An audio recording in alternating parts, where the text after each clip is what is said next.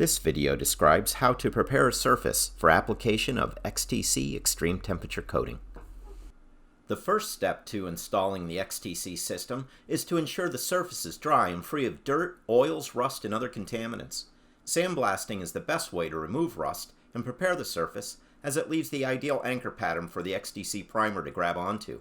If you don't have access to a sandblaster, you can also use a wire wheel, wire brush, or 60 to 80 grit sandpaper. This will remove rust and provide the proper anchor pattern for paint adhesion. For this project, we're going to be sandblasting. As you can see, we previously sandblasted the header to be sure all the rust is removed and the metal is bare. We made sure to be thorough and get rust out of all the crevices.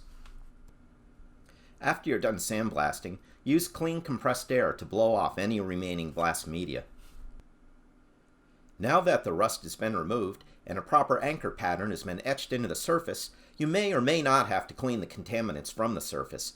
If you use clean sand, not recycled sand, you can go straight to applying XTC primer.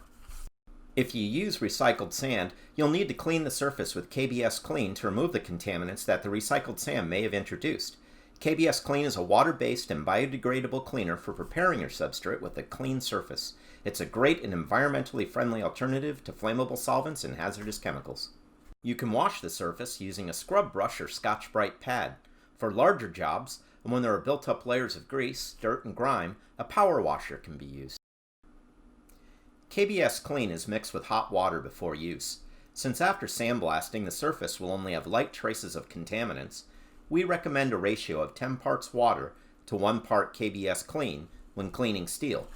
For aluminum and other non-ferrous metals, KBS Clean needs to be further diluted to at least 25 parts water to 1 part KBS Clean.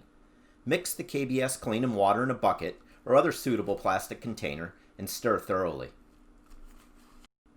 If you're using a pressure washer, you can pour the KBS Clean directly into the pressure washer's tank without diluting it, or put the suction tube right into a gallon of KBS Clean.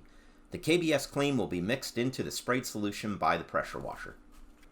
Wash the surface thoroughly. When you're done, be sure to rinse completely with water. Hot water works best. You want all the KBS Clean to be removed before using the XTC primer.